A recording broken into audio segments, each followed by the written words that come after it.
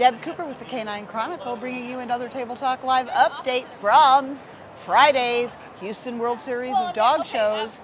And my neighbor this year, once again, is the Memorial Herman Life Flight program. And George, who we visited with last year, has been kind enough to agree to chat with us a little bit about heat stroke. How appropriate, you guys. It's over 100 degrees outside today.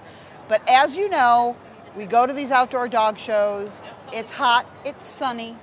Some of our dogs might suffer heat stroke. So George, what do we look for and what do we do? Sure. So, like you said, it's well over 100 degrees today.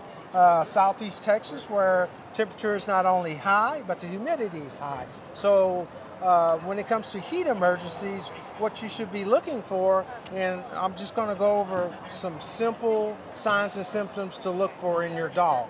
One is any uncontrolled panting. So yes, we know dogs pant, but usually when we talk to the dog or praise our dog, the panting kind of stops and starts back up again. But if they're having a heat emergency, you're going to have uncontrolled panting. And what I mean about that is whatever you do to the dog, the panting will never change and it would get faster and deeper and harder, okay? So panting is a way that a dog utilizes to blow heat off or to bring their temperature down. So I'm looking at panting. I'm also looking at the dog's tongue. As their temperature starts to rise, the dog's tongue will become large or engorged, start hanging out the mouth. I'm looking at the gums. The gums will become pale. I'm looking at the alert level. The dog will have a decrease in his alertness, or sometimes they appear to just be staring off into space. They're not following your commands. They're not even paying any attention to you at all. And then also early on, they may be constantly pulling the leash towards cool or towards shade. So if you encounter any of these signs and symptoms of a heat emergency, then one, we should move the dog to a cool, shaded environment.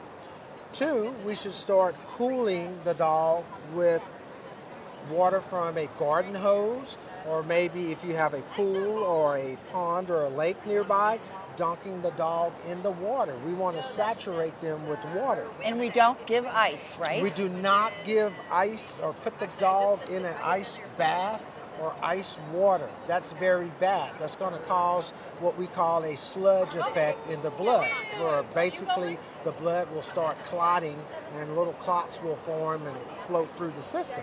And just like in humans, if the clot floats through the system and it goes up to the brain, it could potentially cause a stroke.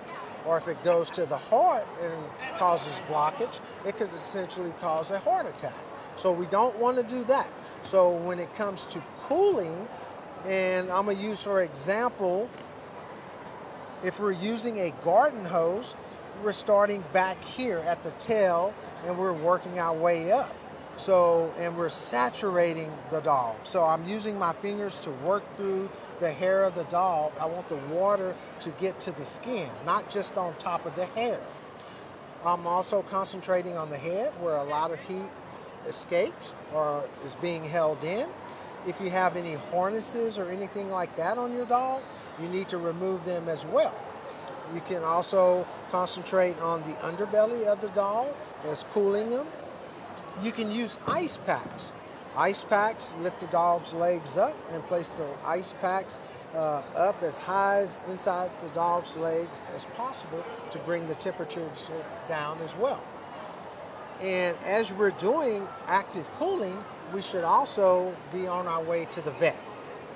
Don't just cool the dog off and then the dog is fine and, oh, I don't need to go to the vet.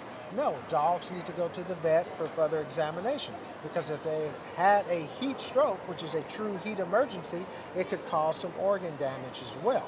That's irreparable. So we need to take them to the vet for lab tests and further evaluation.